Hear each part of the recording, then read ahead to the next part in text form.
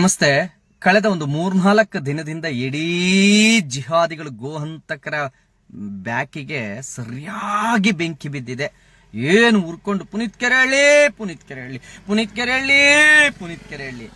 ಏನು ಕಿತ್ಕೊಳ್ಳಕ್ಕಾಗಲ್ಲ.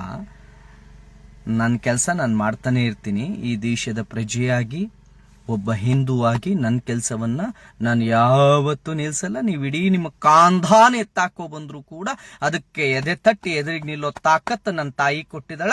ನಾನು ಹೋರಾಡ್ತೀನಿ. ಸ್ನೇಹಿತರೆ, ಪ್ರತಿಯೊಬ್ರು ಹೇಳೋದೇನು ಅಂತಂದ್ರೆ, ಪುನೀತ್ ಕೆರೆಹಳ್ಳಿ ಅವರೇ, ಪುನೀತ್ ಕೆರೆಹಳ್ಳಿ ಕಸಾಯಿ ಖಾನೆಗೆ ಯಾಕೆ ಬಂದು ರೇಡ್ ಮಾಡ್ತೀಯಾ? ಮಾರುವವರನ್ನ ಕೇಳು, ಸಂತೆಗೆ ಬಂದು ರೈತರ ಹತ್ರ ಕೇಳು. ತುಂಬಾ ಚೆನ್ನಾಗಿದೆ ಪ್ರಶ್ನೆ. ಕೆಲವು ತಿರ್ಬೋಕಿ ಅವಿವೇಕಿಗಳು, ನಮ್ಮವರು ಕೂಡ, ಹಿಂದೂ ಅನ್ನಿಸಿಕೊಂಡವರು, ನಿತ್ಯ ಗೋಪೂಜೆ ಮಾಡೋರು ಕೂಡ ಅದೇ ಪ್ರಶ್ನೆ ಹೇಳ್ತಾರೆ, ಯಾಕೆ ನೀವು ಸಂತೆಯಲ್ಲಿ ಹೇಳಬಾರ್ದು, ಮಾರೋರು ಇವರೇ ಅಲ್ವಾ ಅಂತ. ಪ್ರತಿಯೊಬ್ರು ಕೂಡ, ಕೆಲವರಿಗೆ ಗೊತ್ತಿದೆ, ಕೆಲವರಿಗೆ ಗೊತ್ತಿಲ್ಲ. ನಾನು ನಿಮ್ಮೆಲ್ಲರಿಗೂ ಒಂದು ವಿಚಾರವನ್ನು ಸ್ಪಷ್ಟಪಡಿಸ್ತೀನಿ, ಕೇಳಿಸ್ಕೊಳ್ಳಿ ಪ್ರತಿಯೊಬ್ರು. ಹಾಗೆ ಹಂದಿಗಳೇ, ಗೋಹಂತಕ ಜಿಹಾದಿಗಳೇ, ನಿಮ್ಮ ಮುಖವಾಡ ನಮ್ಮ ಜನಕ್ಕೆ ಗೊತ್ತಿಲ್ಲ ಅಷ್ಟೇ. ಸ್ನೇಹಿತರೆ, ಸಂತೆಯಲ್ಲಿ ರೈತರು ಗೋವುಗಳನ್ನು ತಗೊಂಡೋಗಿ, ಅಷ್ಟು ಚೆನ್ನಾಗಿ ಸಾಕಿರುವ ಎತ್ತುಗಳನ್ನು ತೆಗೆದುಕೊಂಡೋಗಿ ಮಾರೋದಕ್ಕೆ ಅಂತ ಇಟ್ಟಾಗ, ಇವ್ರು ಬಂದು ಅದನ್ನು ತಗೊಂಡೋಗಿ ಇನ್ನೊಂದು ಸಂತೆಯಲ್ಲಿ ವ್ಯಾಪಾರ ಮಾಡ್ತೀವಿ ಅಂತ ತೆಗೆದುಕೊಂಡು ಹೋಗ್ತಾರೆ ಹೊರತು ಕೊಲ್ತೀವಿ ಅಂತ ಅಲ್ಲ. ಕಸಾಯಿ ಖಾನೆಗೆ ಅಂತ ಅದನ್ನ ಖರೀದಿ ಮಾಡೋದಿಲ್ಲ. ನಾನು ಇಷ್ಟು ಮುದ್ದಾಗಿ, ಇಷ್ಟು ಚೆನ್ನಾಗಿ ಸಾಕಿದ ಎತ್ತುಗಳನ್ನ ಕಸಾಯಿ ಖಾನೆಗೆ ತಗೊಂಡು ಹೋಗ್ತಾನೆ ಅಂತ ಗೊತ್ತಾದ್ರೆ ಯಾವ ರೈತನೂ ಮಾರೋದಿಲ್ಲ ಸ್ನೇಹಿತರೆ ಅವನಿಗೆ. ಆದ್ರೆ ಯಾವಾಗ ಆ ಎತ್ತುಗಳನ್ನ, ಆ ಬಲಾಢ್ಯವಾಗಿರ್ತಕ್ಕಂಥ ಗೂಳಿ ಹೆಂಗಿರುತ್ತೆ ಆ ಎತ್ತುಗಳು, ನಾವು ಅದನ್ನ ರಕ್ಷಣೆ ಮಾಡಿ ಅವನ್ನ ತಗೊಂಡೋಗಿ ಗೋಶಾಲೆಗೆ ಇಳಿಸ್ಬೇಕಾದ್ರೆ ನೀವೆಲ್ಲ ನೋಡಿರ್ತೀರಿ ಎಷ್ಟು ಬಲಾಢ್ಯವಾದ ಎತ್ತುಗಳು. ಆ ಎತ್ತುಗಳನ್ನ ಇವರು ಖರೀದಿ ಮಾಡೋದು, ನಾವು ಇನ್ನೊಂದು ಸಂತೆಯಲ್ಲಿ ಅದನ್ನು ತಗೊಂಡೋಗಿ ಮಾರ್ತೀವಿ ಅಂತ ಸುಳ್ಳು ಹೇಳಿ, ಕಸಾಯಿ ಖಾನೆಗೆ ತಂದು ಕಡಿತೀವಿ ಅಂತ ಹೇಳೋದಿಲ್ಲ.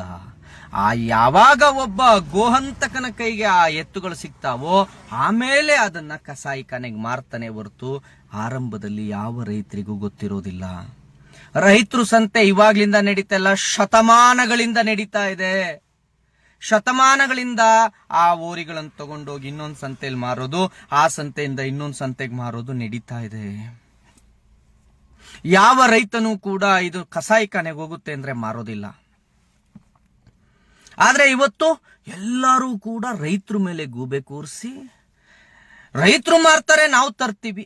ಆಯ್ತಪ್ಪ, ಇದನ್ನ ಒಬ್ರು ಯಾರ್ಯಾರು ವಕೀಲರು ಅನ್ನಿಸ್ಕೊಂಡವರು, ಈ ದೇಶದ ಸಂವಿಧಾನವನ್ನು ಒಪ್ಪಿದೀವಿ ಅನ್ನೋರು, ಕಾನೂನನ್ನು ಹರ್ತಿದೀವಿ ಅನ್ನೋರು ಅನೇಕರು ಮಾತಾಡ್ತಾರೆ. ನೀವ್ಯಾರು ತಡೆಯೋದಕ್ಕೆ? ರೈತರನ್ನ ಕೇಳಿ. ಈ ದೇಶದಲ್ಲಿ ಒಂದು ಕಾನೂನು ಅಂತ ಇದೆ, ಸಂವಿಧಾನ ಅಂತ ಇದೆ. ಅದೇ ಯಾರ್ಯಾರು ಬರ್ದಾಕಿದ್ರು.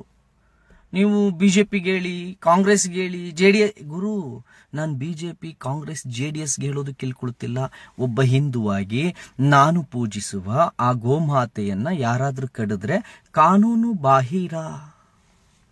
2020ರಲ್ಲಿ ಯಡಿಯೂರಪ್ಪನವರು ಮುಖ್ಯಮಂತ್ರಿಯಾಗಿದ್ದಾಗ ಕರ್ನಾಟಕ ರಾಜ್ಯದಲ್ಲಿ ಗೋಹತ್ಯಾ ನಿಷೇಧ ಕಾಯ್ದೆಯನ್ನ ಜಾರಿಗೆ ತಂದಿದ್ದಾರೆ. ನೀನು ಕಡಿಯುವುದು ಕಾನೂನು ಬಾಹಿರ. ಆ ಕಾರಣಕ್ಕಾಗಿ ಪುನೀತ್ ಕೆರೆಹಳ್ಳಿ ಅಲ್ಲಿ ಬಂದು ನಿಂತು ಇದನ್ನ ಕಡಿಬೇಡ ಅಂತ ಹೇಳಿದ್ರೆ ನೀವು ಅದನ್ನ ದ್ವೇಷ, ಹಿಂದೂ ಮುಸ್ಲಿಂ ಯಾಕಪ್ಪ ಮಾಡ್ತೀಯ ಇದನ್ನ? ನೀನೇ ಹೇಳಪ್ಪ. ಇವತ್ತು ಈ ದೇಶದ ಮುಸಲ್ಮಾನರು ಅಥವಾ ಈ ರಾಜ್ಯ, ನಾನು ರಾಜ್ಯಕ್ಕೆ ಬರ್ತೀನಿ, ಬೆಂಗಳೂರಿನ ಎಲ್ಲಾ ಮುಸ್ಲಿಂ ಏರಿಯಾದ ಗಲ್ಲಿಗಳಲ್ಲಿ ಇವತ್ತು ಎತ್ತುಗಳನ್ನ, ಬಲಾಢ್ಯವಾದ ಎತ್ತುಗಳನ್ನ ತಂದು ಕಟ್ಟಾಕೊಂಡಿದ್ದೀರಲ್ಲ, ಇದು ಕಾನೂನು ಬಾಹಿರ ಅಲ್ವಾ?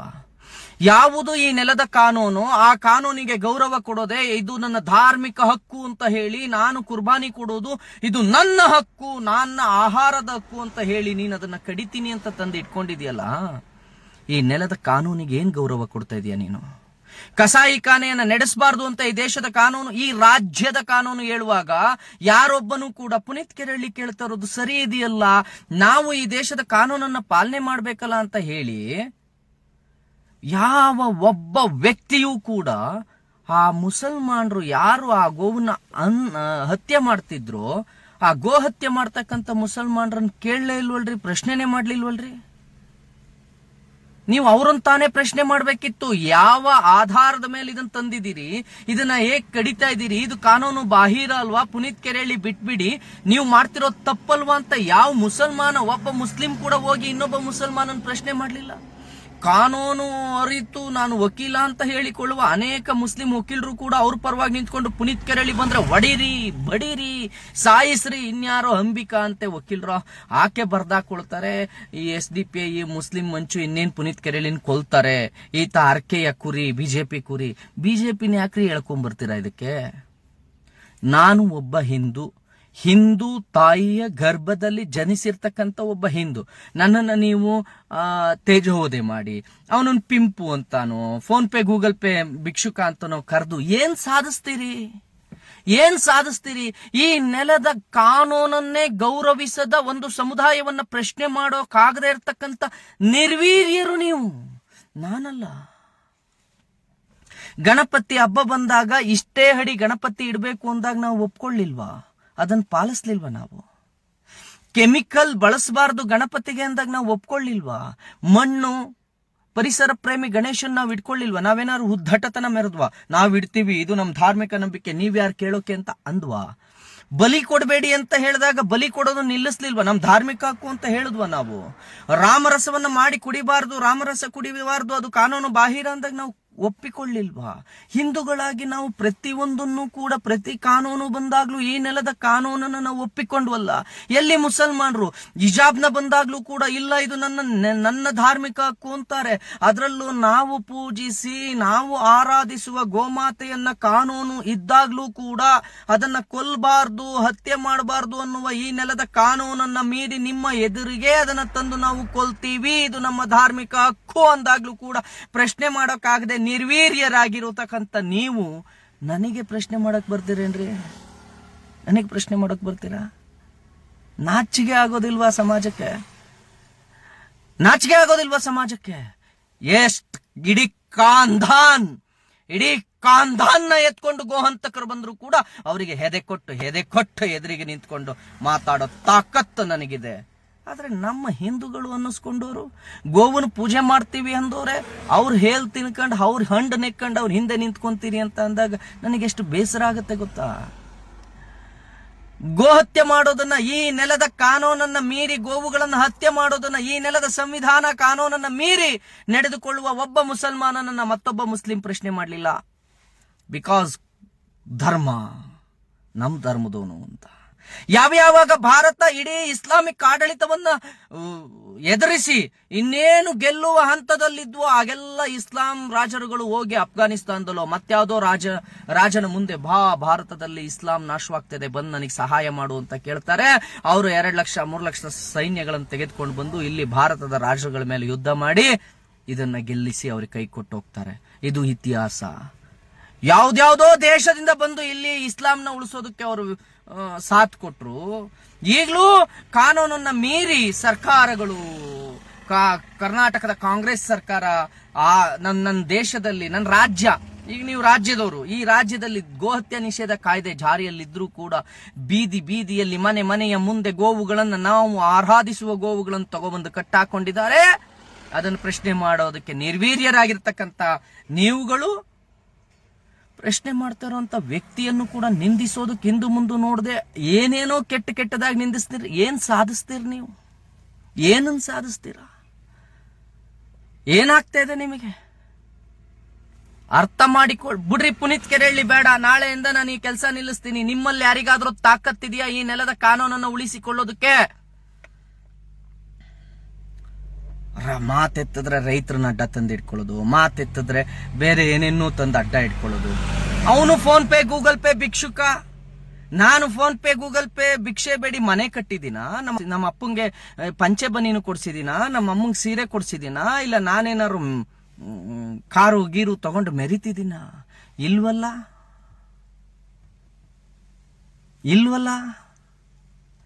ನನ್ನ ಕಾರ್ಯಗಳಿಗೆ ನಾನು ಅದನ್ನ ಸದ್ಬಳಕೆ ಮಾಡ್ಕೊಳ್ತಾ ಇದ್ದೀನಿ, ಸದ್ವಿನಿಯೋಗ ಮಾಡ್ಕೊಳ್ತಾ ಇದ್ದೀನಿ. ಇನ್ನೊಂದು 4 ಜನ ಹುಡುಗರನ್ನ, ಯುವಕರನ್ನ, ನನ್ನದ್ದೇ ರೀತಿ ಚಿಂತನೆಗಳಿರ್ತಕ್ಕಂಥ, ನನ್ನದ್ದೇ ಆಲೋಚನೆಗಳನ್ನ ಹೊಂದಿರ್ತಕ್ಕಂಥ 4 ಜನರನ್ನ ಜೊತೆಗಿಡ್ಕೊಂಡು ನಾವೆಲ್ಲರೂ ಒಟ್ಟಾಗಿ ಈ ಕೆಲಸವನ್ನ ಮತ್ತಷ್ಟು ಜೋರಾಗಿ ಮಾಡ್ತಾ ಇದೀವಿ. ಅದೇ ಕಾರಣಕ್ಕೆ ತಾನೇ ಇವತ್ತು ಮುಸಲ್ಮಾನರ ಬ್ಯಾಕಿಗೆ ಬೆಂಕಿ ಬಿದ್ದಿರೋದು.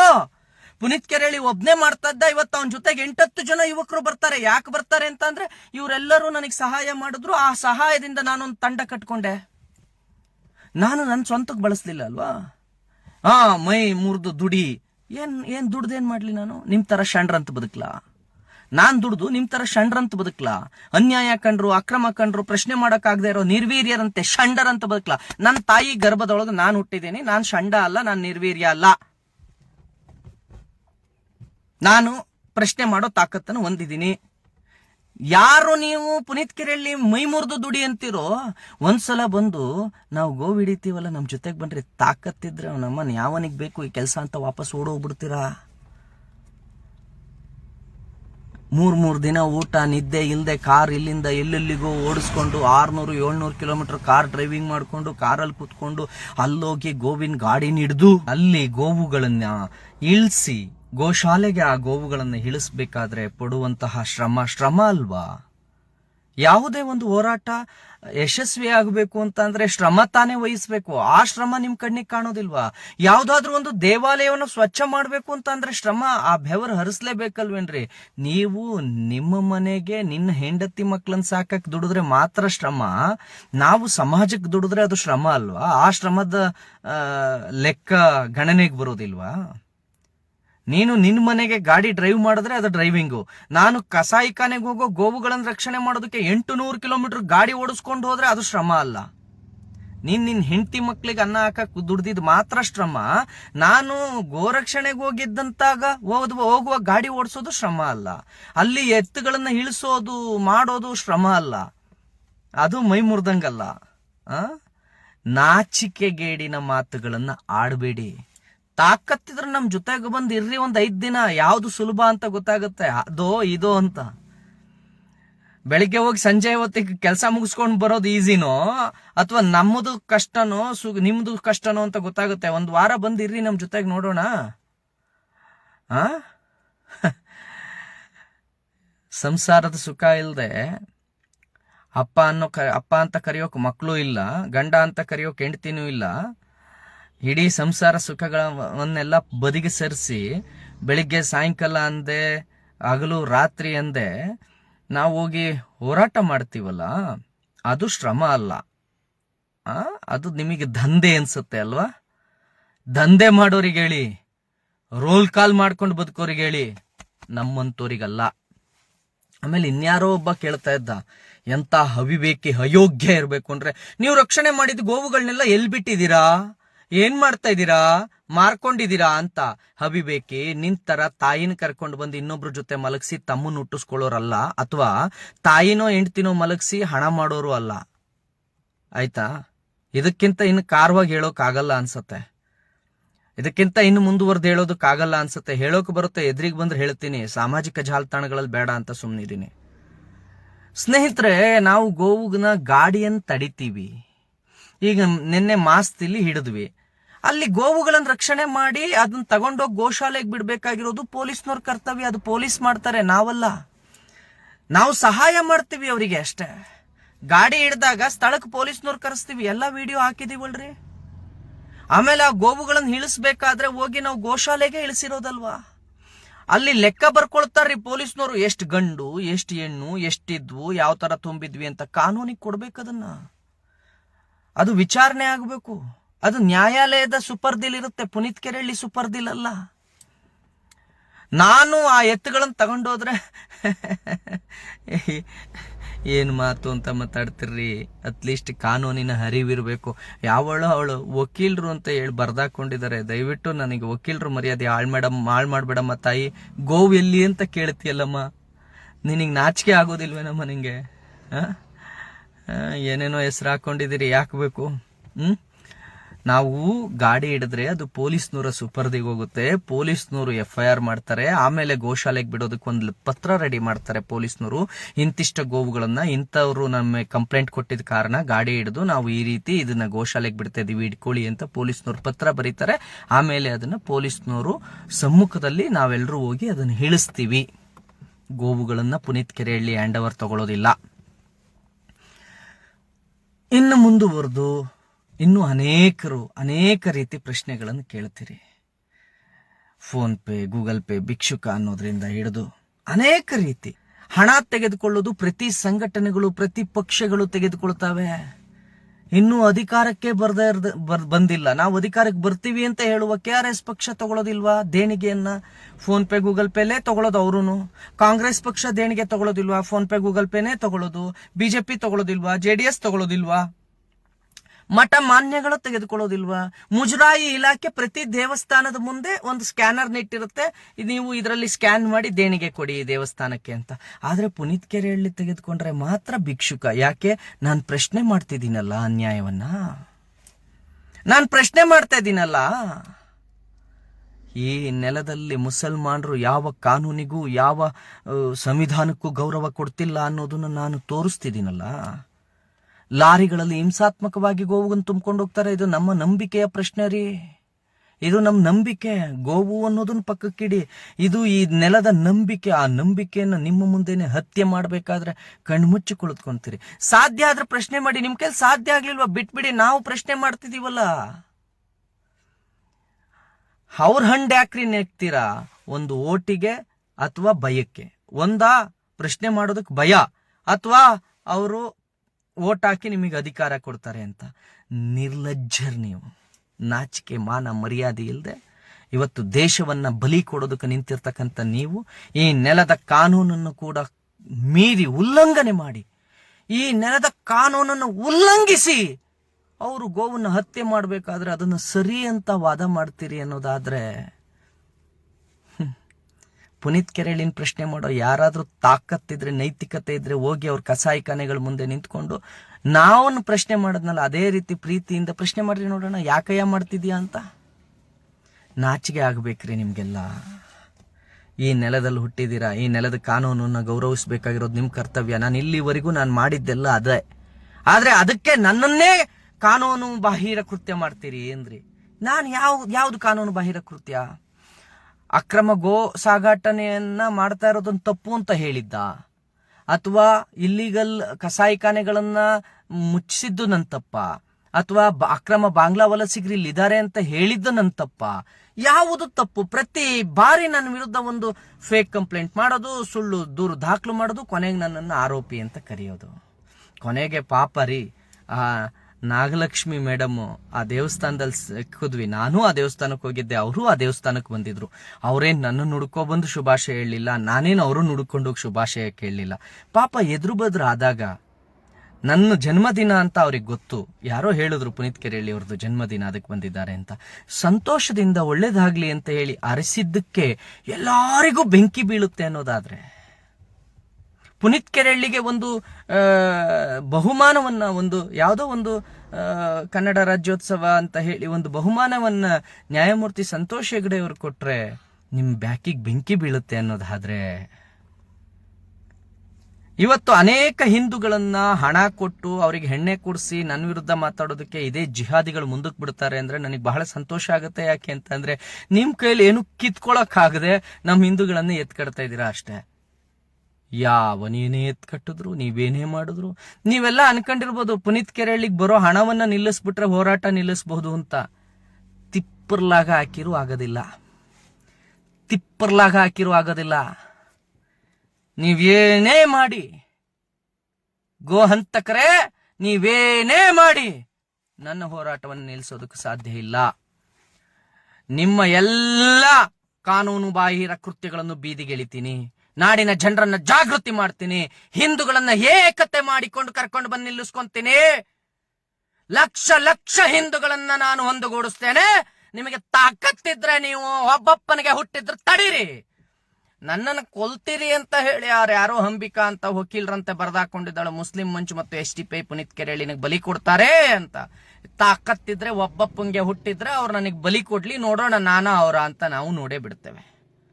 ಆದ್ರೆ ಹಿಂದೂಗಳನ್ನ ಎದುರಿಗೆ ನಿಂತ್ಕೊಂಡು ಆಟ ಆಡ್ತೀರಿ, ನೌಟಂಕಿ ಆಟ ಆಡ್ತೀರಿ ಅಂತ ಅಂದ್ರೆ ಅಲ್ಲಿಗೆ ಎಷ್ಟು ಭಯ ಅದ ಜಿಹಾದಿಗಳ ನಿಮ್ಗ. ನನ್ನನ್ ಕಂಡ್ರೆ ಪ್ರತಿಯೊಬ್ರು ವಿಡಿಯೋ ಮಾಡಿ ಹಾಕ್ತಿರ, ಸಂತೆಗೆ ಹೋಗು, ರೈತರಿಗೆ ಹೋಗು, ಅಲ್ಲಿಡಿ ಇಲ್ಲಿಡಿ. ಅಯ್ಯ ಮುಟ್ಟಾಳ ಬೇವರ್ಸಿಗಳ, ನೀವು ಸಂತ್ಯಾಗ ಮಾರ್ಲಿಕ್ಕಂತ ತರ್ತೀರಿ ಅಂತ ನಮಗೇನು ಗೊತ್ತಿಲ್ಲ. ಸಂತೆ ಒಳಗೆ ನೀವೇನಂತ ಹೇಳ ತಗೊಂಡು ಬರ್ತೀರಿ ಅಂತ. ನಾವು ತಗೊಂಡೋಗಿ ತಮಿಳ್ನಾಡಿನಾಗ ವ್ಯಾಪಾರ ಮಾಡ್ತೀವಿ, ಆಂಧ್ರದಲ್ಲಿ ವ್ಯಾಪಾರ ಮಾಡ್ತೀವಿ ಅಂತ, ಕರ್ನಾಟಕದಲ್ಲಿ ವ್ಯಾಪಾರ ಮಾಡ್ತೀವಿ ಅಂತ ಹೇಳಿ ಆಂಧ್ರದಿಂದಲೂ ತಗೊಂಡು ಬಂದು ಇಲ್ಲಿ ಕಸಾಯಿ ಖಾನೆಯಲ್ಲಿ ಅದನ್ನ ಹತ್ಯೆ ಮಾಡ್ತೀರಿ ಅನ್ನೋದು ಎಲ್ಲರಿಗೂ ಗೊತ್ತಿರ್ತಕ್ಕಂಥದ್ದು. ಅಕ್ರಮ ಬಾಂಗ್ಲಾ ವಲಸಿಗರು ನಿಮ್ಮ ಮಸೀದಿ ಹಿಂದೆಗಳೇ ಇರ್ತಕ್ಕಂಥ ಖಾಲಿ ಶೆಡ್ ನಲ್ಲೇ ಇರ್ತಾರೆ. ಅಕ್ರಮವಾದ ಕಸಾಯಿ ಖಾನೆ ನಿಮ್ಮ ಮಸೀದಿ ಪಕ್ಕದಲ್ಲೇ ಇರ್ತವೆ. ಅಕ್ರಮವಾಗಿ ಗೋ ಹತ್ಯೆ ನಿಮ್ಮ ಮಸೀದಿ ಪಕ್ಕದಲ್ಲೇ ನಡೀತವೆ. ಅಕ್ರಮವಾಗಿ ಕಾನೂನು ಬಾಹಿರವಾಗಿ ನಡೆಯುವ ಎಲ್ಲಾ ಕೃತ್ಯಗಳು ನಿಮ್ಮ ನಡುವಿನಲ್ಲೇ, ನಿಮ್ಮ ಮುಂದೆಯೇ ನಡೆಯುತ್ತೆ. ಮತ್ತ ನಮ್ಮ ಹಿಂದೂಗಳು ತಾಕತ್ತಿಲ್ಲ, ನಿರ್ವೀರ್ಯರಾಗಿದ್ದಾರೆ. ಅವರು ನಾವು ಪ್ರಶ್ನೆ ಮಾಡಿದ್ರೆ ನಮ್ಮ ವಿರುದ್ಧನೇ ಬಂದು ಮಾತಾಡ್ತಾ ಕೂತ್ಕೊಳ್ತಾರೆ. ಅವ್ರುಗಳು ಮಾಡೋ ತೇಜೋವಧೇನ, ಅವ್ರು ನನಗೆ ಅಂತಾರೆ ಅಂತ ಹೇಳಿ, ಅವ್ರು ನನ್ನ ತಾಯಿನ ಸೂಳೆ ಅಂತಾರೆ ಅಂತ ಹೇಳಿ, ಅಥವಾ ನನ್ನ ತಂದೆಗೆ ಅಂತಾರೆ ಅಂತ ಹೇಳಿ ದೇಶವನ್ನು ಬಿಟ್ಟು ನಾನು ಆಚೆಗೂ ಹೋಗೋದಿಲ್ಲ, ಹೋರಾಟವನ್ನು ಬಿಟ್ಟು ಹಿಂದಕ್ಕೂ ಸರಿಯೋದಿಲ್ಲ. ಇತಿಹಾಸದಿಂದ ನಾವು ಸಹಿಸ್ಕೊಂಡು ಬಂದಿದ್ದೀವಿ ಅನ್ರಿ. ನೀವನ್ನಿ, ನನಗೆ ನಾನು ಸಹಿಸ್ಕೊಳ್ತೇನೆ. ಆದರೆ ನನ್ನ ಈ ಹೋರಾಟವನ್ನು ನಾನು ನಿಲ್ಲಿಸೋದಿಲ್ಲ. ನನಗೆ ಶಕ್ತಿ ಇದೆ ನೀವನ್ನೋ ಮಾತುಗಳನ್ನು ಒತ್ಕೊಳ್ಳೋದಕ್ಕೆ. ನನಗೆ ಶಕ್ತಿ ಇದೆ ನೀವೇನೇ ಅಂದ್ರು ಅದನ್ನು ಸಹಿಸ್ಕೊಳ್ಳೋದಕ್ಕೆ. ನನಗೆ ಶಕ್ತಿ ಇದೆ, ನನಗೆ ಆತ್ಮಶಕ್ತಿ ಇದೆ. ನೀವನ್ನಿ, ಇನ್ನೂ 1000 ಅನ್ನಿ, ನನಗೆ ಇನ್ನು ಕೆಟ್ಟ ಕೆಟ್ಟ ಶಬ್ದಗಳನ್ನನ್ನಿ, ಹೆಗ್ಲ ಮೇಲೆ ಹಾಕೊಳ್ತೀನಿ ನಾನು. ನನಗೇನು ಬೇಸರ ಇಲ್ಲ. ಆದರೆ ಈ ಗೋಹಂತಕ ಜಿಹಾದಿಗಳ ವಿರುದ್ಧ ಹೋರಾಟ ಮಾಡ್ತೇನೆ. ರಾಜ್ಯದಲ್ಲಿ ಗೋಹಂತಕರೆಲ್ಲ ಒಂದ್ ಕಡೆ ನಿಂತ್ಕೊಳ್ಳಿ, ಗೋ ಪ್ರೇಮಿಗಳನ್ನೆಲ್ಲ ನಾನು ಒಂದ್ ಕಡೆ ನಿಲ್ಲಿಸ್ತೀನಿ. ನನಗೆ ತಾಕತ್ತಿದೆ, ನಾನು ನಿಲ್ಲಿಸ್ತೀನಿ. ನೀವ್ ಯಾರ್ಯಾರು ಗೋಹಂತಕರಿದ್ದೀರಿ ನೀವೆಲ್ಲ ಒಂದ್ ಸೈಡ್ ಹೋಗ್ತಾರೆ. ಗೋ ಪ್ರೇಮಿಗಳನ್ನೆಲ್ಲ ನಾನು ಒಂದ್ ಸೈಡ್ ತಂದು ನಿಲ್ಲಿಸ್ಕೊಂತೀನಿ. ಅವತ್ತು ತೋರಿಸ್ತೀನಿ.